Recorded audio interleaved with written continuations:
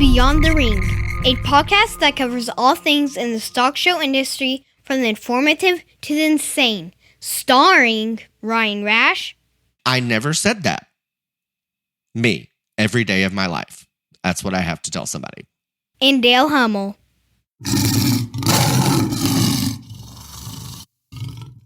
Now on with the show.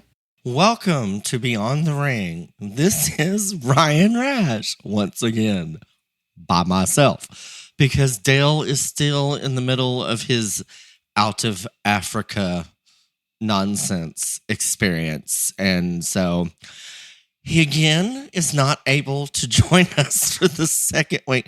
You know what? It'll be fine. We're going to make it.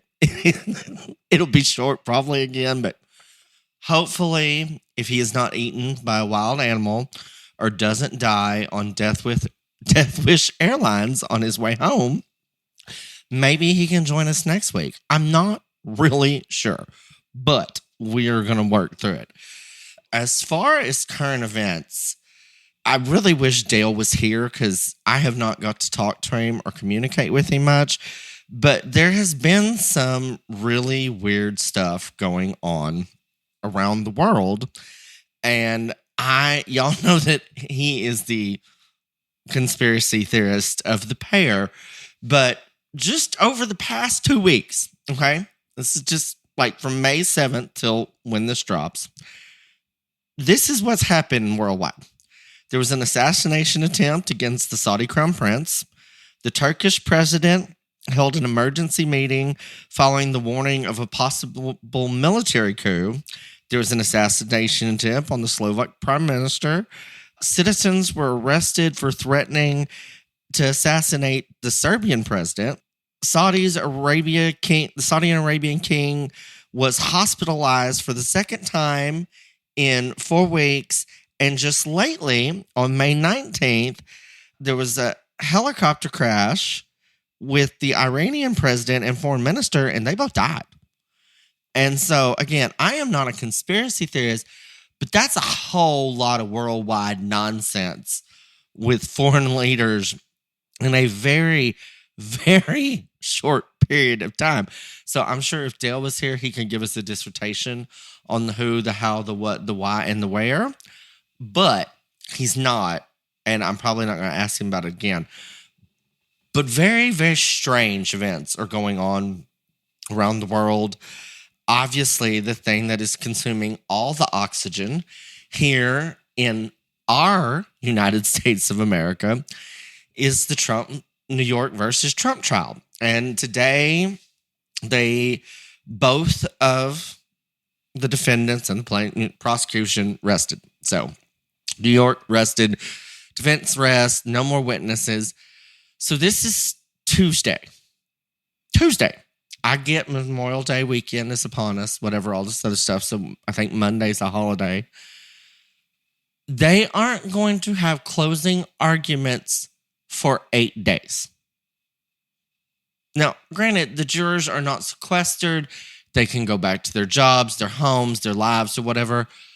But why would you wait 8 days to have closing arguments for the jurors and then send them into it absolutely makes the least amount of sense of anything I have ever heard, ever seen. I mean, it just keeps getting more and more bizarre when I quit watching Fox News to come record.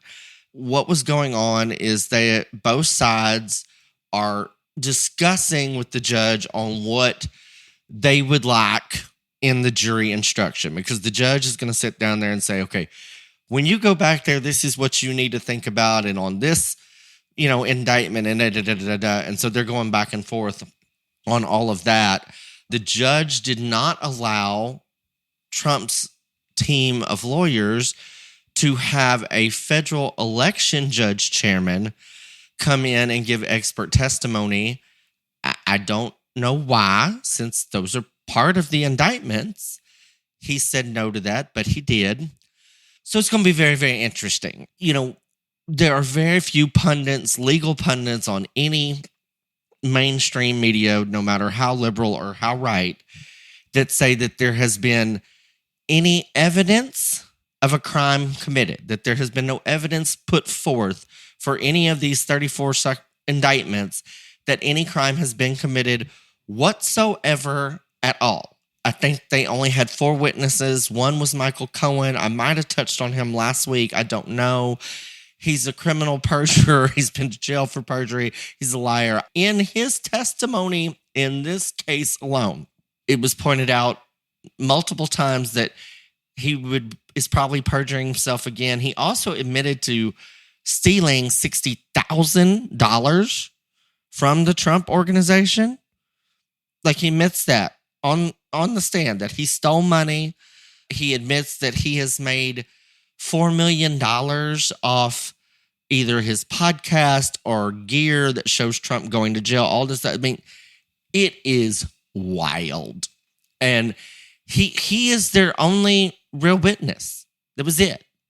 And he never really came forth with any cooperating testimony that said, yeah, this is how he did it. He knew about it. All this. I mean, it's bizarre. I don't like to say that this is all just made up bullshit, but it's pretty much all just made up bullshit. And so I find the interesting thing will be there is a motion that the judge is still considering to dismiss the case from Trump's attorneys, that because they did not show any evidence of a crime, they never came forth with a crime, all this other stuff. So they did put forth to the judge to dismiss. He has not ruled on that as of now. Now, this is a Trump-hating judge who his daughter works for the Democrats, has raised all this money for Biden. I don't think he's going to dismiss, but I do find it, I will find it very, very interesting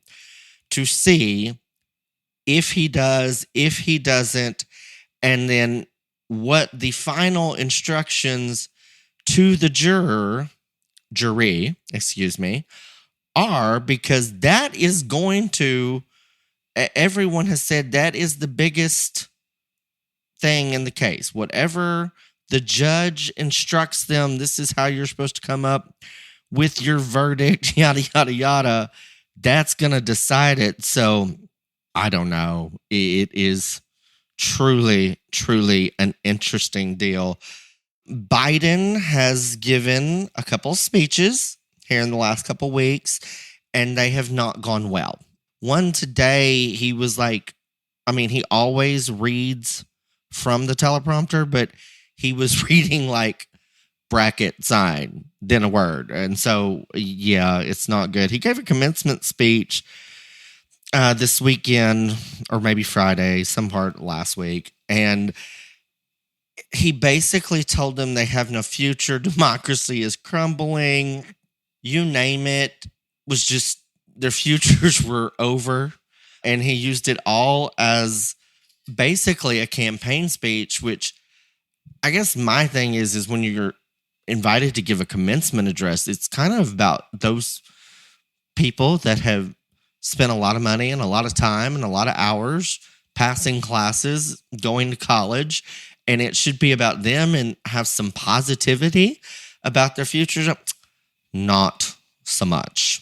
Yeah, wasn't like that at all. I forgot about this. So the number one golfer in the world, Scheffler, I don't even know how to say his name, but anyway. So he was at the PG National Pro Golf Association Championship in Louisville or whatever. I guess there was an accident. He was going to the club that morning, and police traffic was directing him. Well, he went around. A cop jumped on top of his car and got drugged. Anyway, long story short, homeboy got arrested. They threw him in Louisville jail. Now, he made it back out for his tee time, and I think he ended up second, but it was a mess, evidently. And I don't know, that's several charges up against him.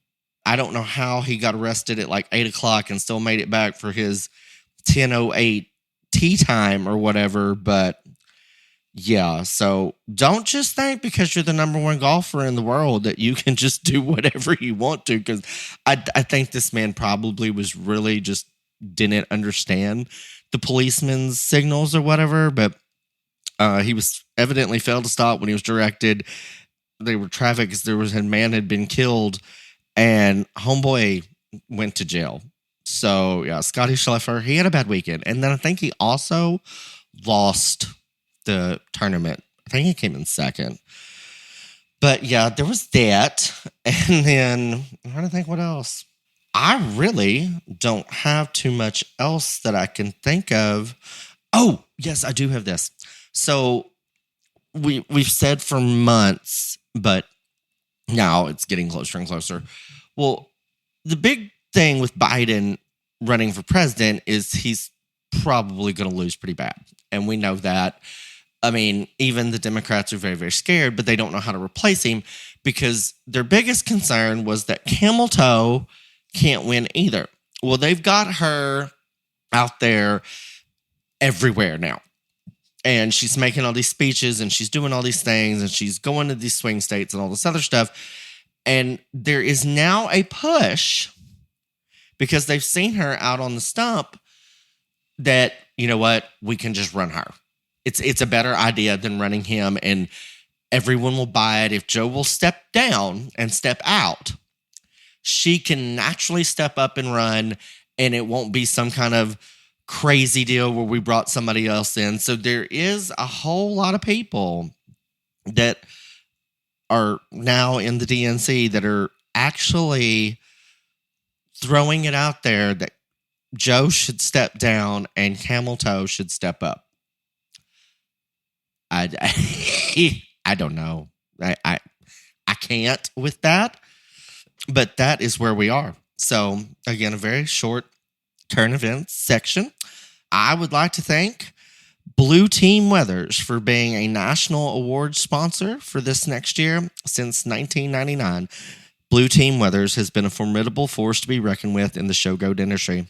BTW has consistently produced champions at every national major show on multiple occasions and had unprecedented success at every level from the major shows to the county fairs and all stops in between. At Blue Team Weathers, they believe the combination of quality show stock, impeccable service after the sale, and most importantly, amazing stock show kids and families is the secret to their big banner success for all their clients. When you're ready to take your goat showing goals and dreams to the next level, Blue Team Weathers is ready and willing and wanting to assist you. So thank you to Blue Team Weathers. Thank you, Jamie, Deanna, and Hayden. Appreciate it very, very much. I would like to give the top 10 junior hogs in the nation in the Beyond the Ring Junior Livestock Association as of this point. In first place, Roxanne Coates from Arizona. Second place, Tatum Martin from California. Third, Cade Campbell from California. Fourth, Ailey Sims of Texas. Fifth, Madison King of California. Sixth, McKenna King, California. I bet they're related. Next is Zane Coates from Arizona, followed by Mason Trump of Arizona, Kaylee Campbell of California, and Alex Mendoza of California. California and Arizona, very, very heavy in those standings. Dale would be the most unhappy that they were not more spread out. But congratulations to all of them. Again, ShowFresh is going to fire Dale.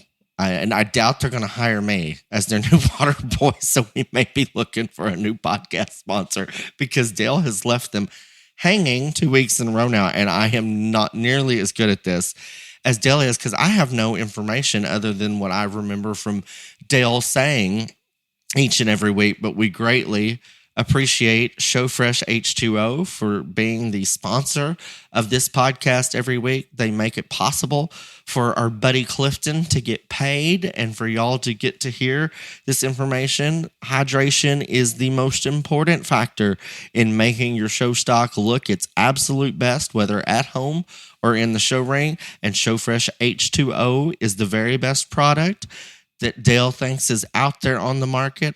So we greatly, greatly recommend, or we greatly appreciate ShowFresh H2O and recommend them. I know that it can be purchased many places, including swampfox.com. So thank you again, ShowFresh H2O.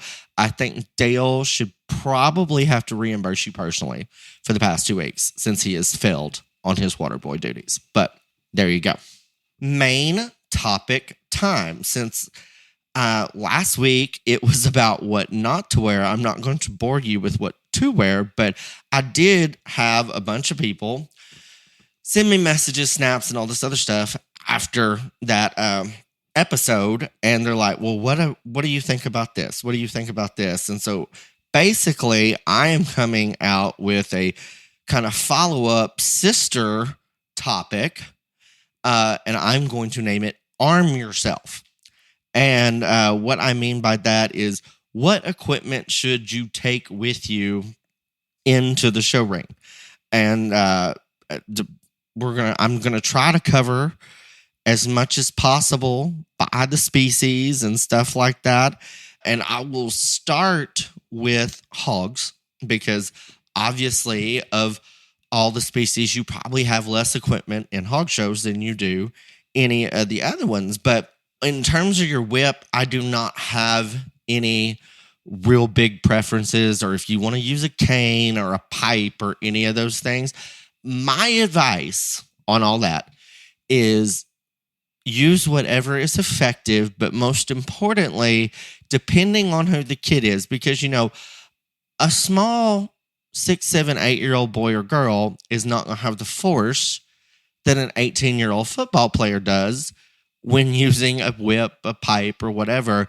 My advice is make sure whatever utensil that you choose for the kid to use, that it doesn't leave marks, because that's the biggest problem with whatever you use, is when they get hit too hard and they're red marks and all this other stuff. That is what I would caution you on in terms of deciding which tool you want to use to guide your hog throughout the ring. Also remember that no matter what you use, it is a tool, not a weapon of mass destruction. And I say this all the time. If you would learn to use it as a guide, you can guide the pig with the whip without ever touching it. You can put it up around its face at the proper level and make it turn, all these other things.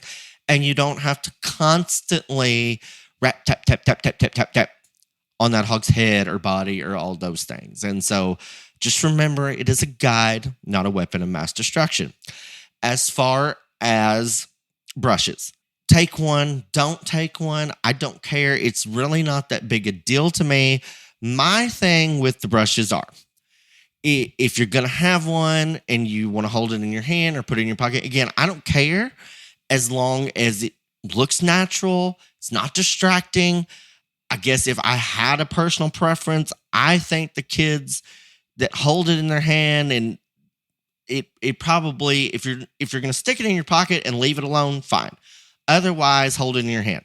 I cannot stand, I'm just telling you, I cannot stand, and I'm probably alone on this trend of putting the brush in our back pocket and then resting our hand on the brush. It looks unnatural. It looks like you're holding your rear end. It is dumb looking. And so, again, if you're going to put it in your pocket, just leave it there, hold it in your hand, take a brush, don't take a brush. It doesn't matter to me much. I think they can be very useful. And so if I have a kid showing hogs, they're going to have one, but it's not something that I think is, absolutely, completely critical to your success. I think if you're going to go in a regular show, I think if you're going to go into showmanship, you probably need to be armed with a brush. So again, that's very, very short on hogs because there's not a whole lot of equipment involved in the hogs. Oh, one other thing, I know we have hairy hogs now that are fit and painted and all this other stuff. If you want to take a comb instead of a brush, don't. Okay? Just stick with the brush. Don't take a comb. I'm all for equal lib in all the species, but I just don't think having a comb in your back pocket in a hog show is probably the way to go. Oh, and hogs, I will say this on the other, and I can just start out. I said this last week, and this is kind of what got a little bit of this started. Don't wear a harness. Don't wear a cattle harness when you're showing a hog. Just don't. Pin it on your back, whatever. Put it on the side of your hip, but don't wear a cattle harness. And that goes for sheep and goats too. I said that last week. I'll say it again. Don't wear a cattle harness when you show sheep and goats. So we will next segue in to the sheep and goat deal of it all. And depending on whether you were showing a slick market wether or a full-haired doe, all this other stuff, there's going to be some differences. On what you need to take in the ring, I think that you are more than likely to have a comb with you. I think it's fine. I see a lot of the goat and the sheep kids have those kind of roller brush deals that are on Scotch comb bases now. I think that's fine. Whatever you're going to take with you is good. Granted, 95% of y'all don't use it, but I don't think there's a problem having it. Whatever you want to take as far as a comb in there, because we do have sheep and goats fit. So go for that. The other thing on sheep, and this will also be talked about here in just a little bit in goats, a lot of sheep are showing on halters now. And I have stated before, I have no problem with it. If your sheep is going to walk better on a halter, then by God, put it on a halter. And that's just whatever it takes for the sheep to walk the best. If you want to hold it, that's fine. If you want to lead on a halter, I don't care. I just want the sheep to move. And so does not bother me seeing in some people, some camps, some showmanship judges, oh my God, you can't show one without a halter. You can't show one with a halter. I have never heard any of these people explain to me why you can't. There's not rules. I mean, if there are rules that say she can't be on a halter at a show, of course you can't. But when there aren't rules, why can't you? If the sheep goes better on a halter than being drug around by its head, go for it. I'm just telling you right now, if I was the sheep, I would probably lead a lot easier on a halter than having a hand underneath my jaw and one behind my ears pulling me. But, again, I don't care. But if you want to use a halter in the sheep deal, go with it. Dale really needs to be here for this on the goats because he is the one that started showing goats in halters versus the chains. I have said before, and I will say again on this, whatever your goat is more responsive to is the way that you need to go. Some goats respond better to chains. A lot of them respond better to halters. Kind of like I just said on the sheep deal, I'd probably be more responsive to a halter than having a bunch of spikes up underneath my jaw. But whatever works the best for that goat is what you need to do. So try them both out. The one thing that I'm going to say, and this isn't going to be something that decides if you're first or second or third or fourth in either the regular show or showmanship. My personal opinion is when I see a kid come in that's got a halter and a chain on their goat, I'm like, do we really need all of that to get this one goat showed? So I would pick or choose. That is my personal opinion. I would pick or choose. Chain or halter, don't do both. But it's not going to make a huge, huge difference when I'm judging, much less anybody else judging, I don't think. Definitely not in the regular show. Might have some effect in showmanship, but as we have stated on here, and I have stated many, many times, you do not want to give off any negative impression on any judge whatsoever at all. And as I stated, when I see an exhibitor come in with a chain and a halter, that's my thought. It's like, do we really have to have both to show this goat? And maybe you do. So, but that is where I am on that. And I'm going to talk about halters a lot in cattle, and those things go also, I will remind you, but they're going to be applied to the sheep and goats of it all.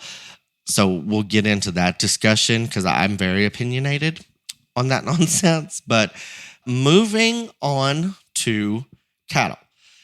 cattle kids have a lot more stuff going on in terms of equipment than the other species. I don't know if that's a good or a bad thing, but it just is what it is.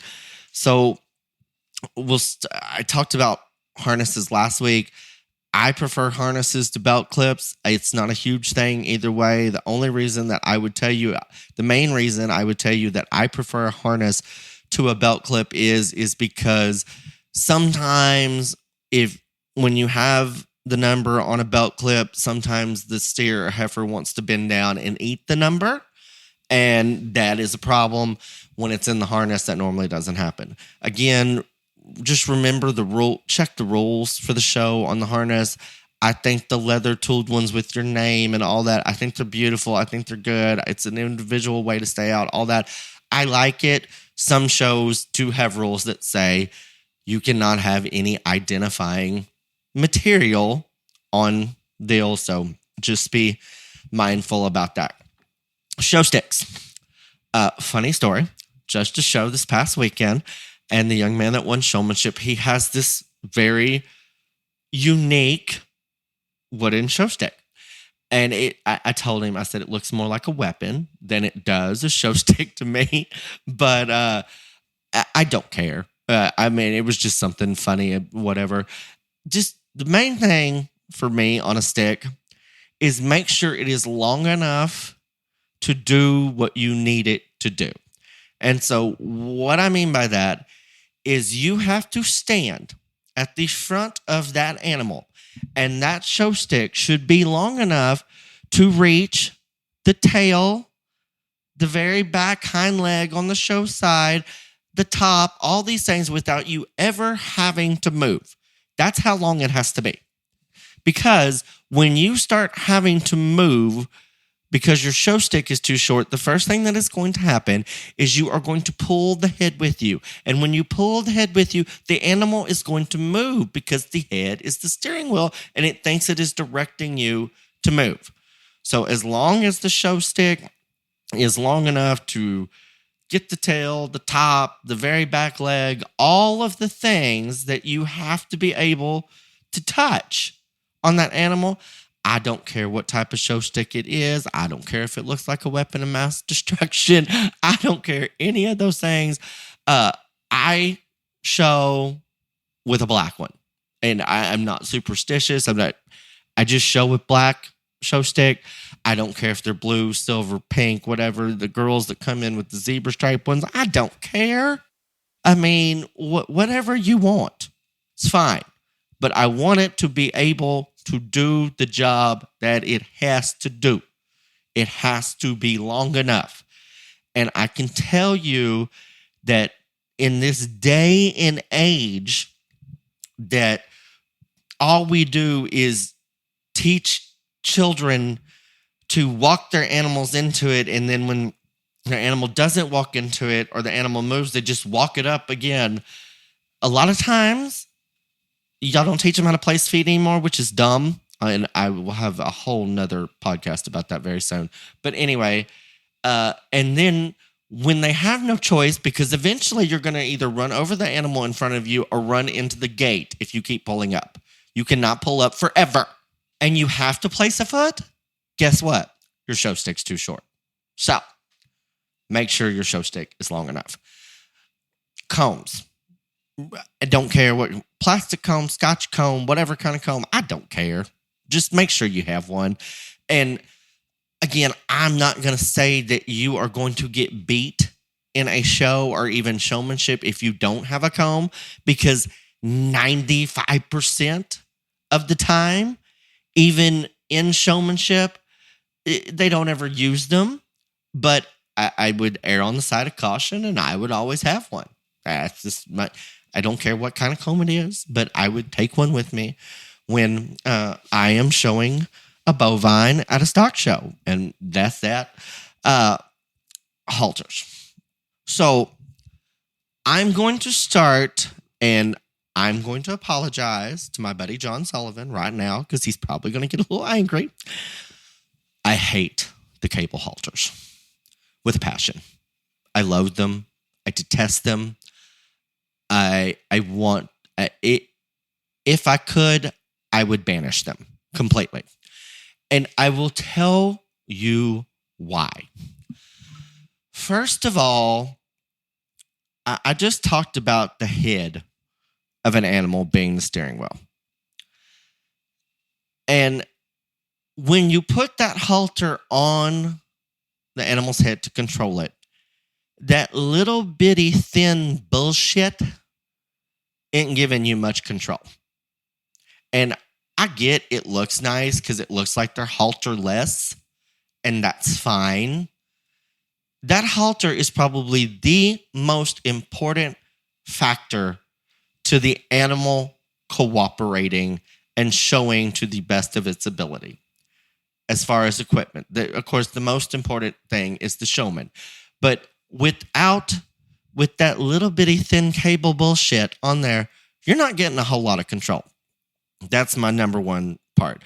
But the most important part and reason that I hate the cable halters, I don't know how many shows I've been to. I don't know how many shows I judged, but I would say it's a whole lot. And probably in the top 1% of people that have done this. And very few times does an animal end up completely halterless in a show ring. I will tell you that since cable halters came out, I have seen that happen probably more in this short period of time than I ever had previously. And 99% of the times when it is an animal running around the ring without a halter, sheep, goat, calf, they've got a cable halter on. It's easier for them to slip. It's easier for them to break because they're so thin. All of it. That is why I despise them the most. Yes, do they look good? Great. If you're confident in it, get with it. Am I going to beat you in showmanship or beat you in the regular show because you show in a cable halter? Absolutely not. But I despise them. And I'm just telling you right now. And those are my two reasons why I'm not like the other people. I will tell you why I despise them. I have two reasons. And for my opinion, they're very, very good reasons on why I despise them. But furthermore, on halters, and I mean, there's cable and basically leather. I mean, yes, there are the wire ones, and if you've got to use one of them, obviously the animal's got some issues. When I see the wire halters come in, I think this one's probably going to kill somebody. So I don't know. Wire halters set off a red flag when I am judging or watching shows. That's what I'll say. Leather halters. Just the normal leather halter is the way that I would go. I think where we get a little off sometimes is on what color should we use. Obviously, if you have a black animal or a black and white animal, you probably go with a black halter. That's pretty common sense stuff. If you've got a red animal or a red and white animal, go with a brown halter. Kind of common sense there. And there are no hard and fast rules on this. For yellow animals, I prefer brown halters. For solid white animals, I prefer black halters. For silver animals, I prefer black halters. Again, none of this is going to hang you out to dry in terms of a placing or anything like that. I am giving you my opinion on what I like, I prefer, and what we have done in terms of color, all that other stuff on halters. The one thing that I would caution you against, if you have a white-faced animal or a solid white animal, the people that spray paint the halters white, it looks pretty cheap. And again, when that happens and it comes in, I think, did we really need to do this? I am out on that part of it all. So I would not use the spray painted halters ever. And a funny story. I can remember when I was a very young child, even before I could show, There was a young lady in Texas that her steer's name was Prince. And so everything she had, her show stick, her comb, her halter, it was all painted purple. Okay. I mean, I didn't hate it, but I was probably 5, but anyway, I was like, yeah, I'm not going to do anything like that. If you want to, that's fine. I don't think it's going to hurt you. I'm just telling you, I think spray painted halters and all that other stuff, it just looks cheap to me. And again, sets off a little bit of a red flag. So that's kind of the skinny on all of that. I do want to touch on something, and most of y'all will find this bizarre, but I'm going to say it anyway. So down here in the South, of course, there are many American breeds that they do not have hair. They're not shown in hair. They're slick-haired, whatever. So it has been this tradition for American breed exhibitors to show with a rag or a bandana in their back pocket instead of a Scotch comb. And I despise it. I think it's dumb, and do not do it if you show to me.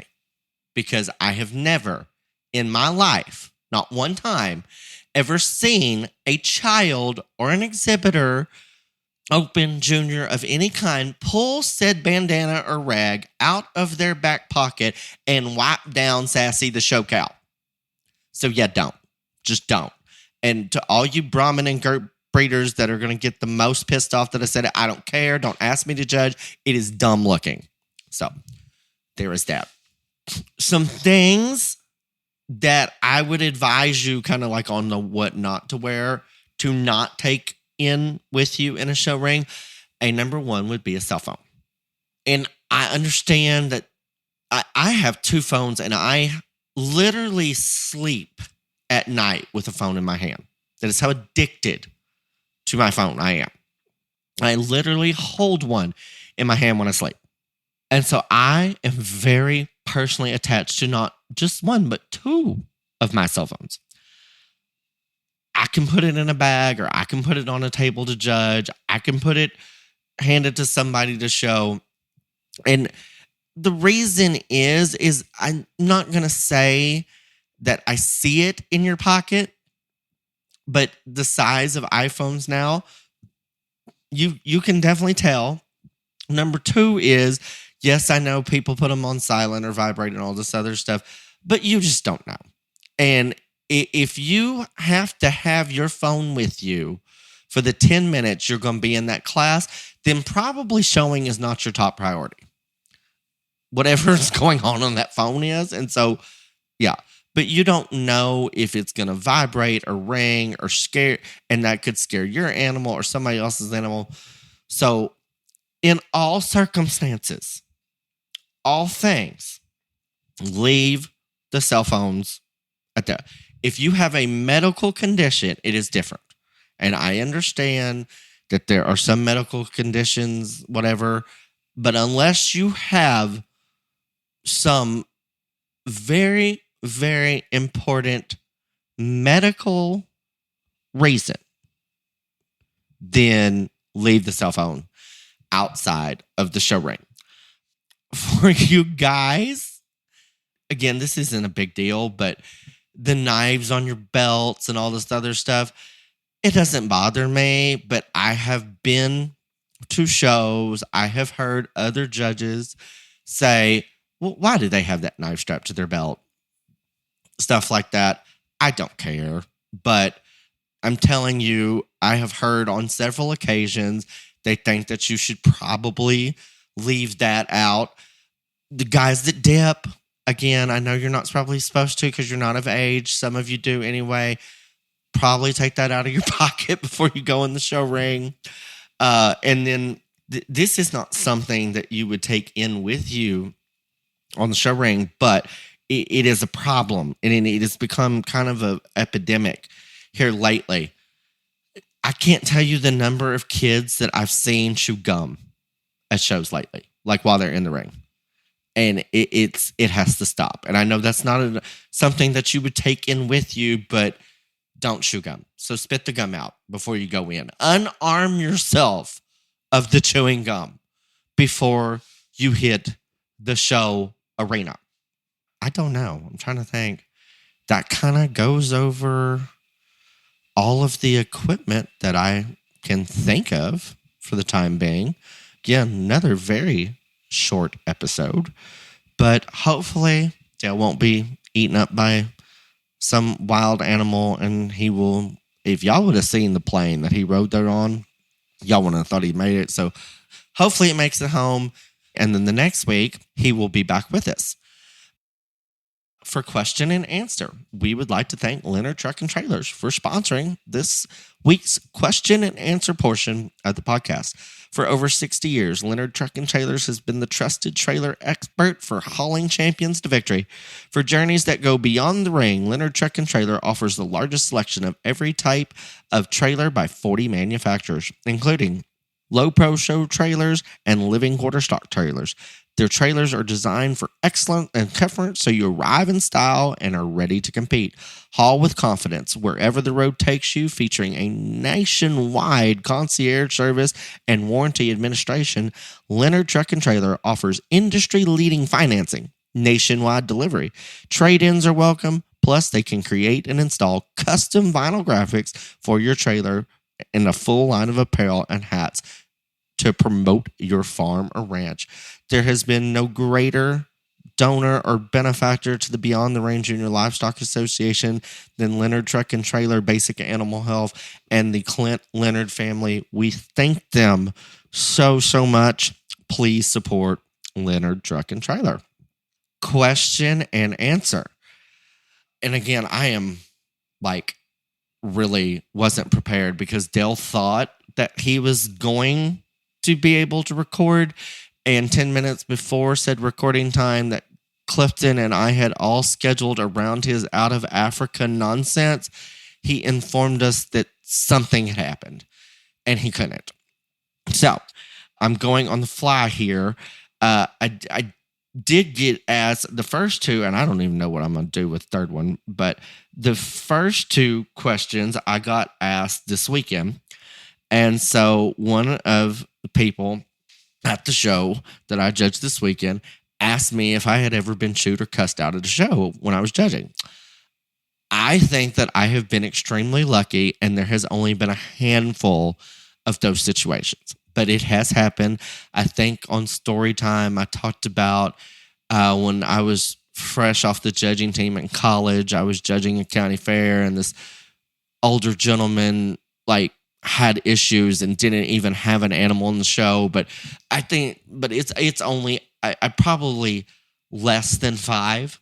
But I do think the funny thing about the times that I have been chewed out or cussed out, I can vividly remember, and like I said, I remember that I think it's only been 4.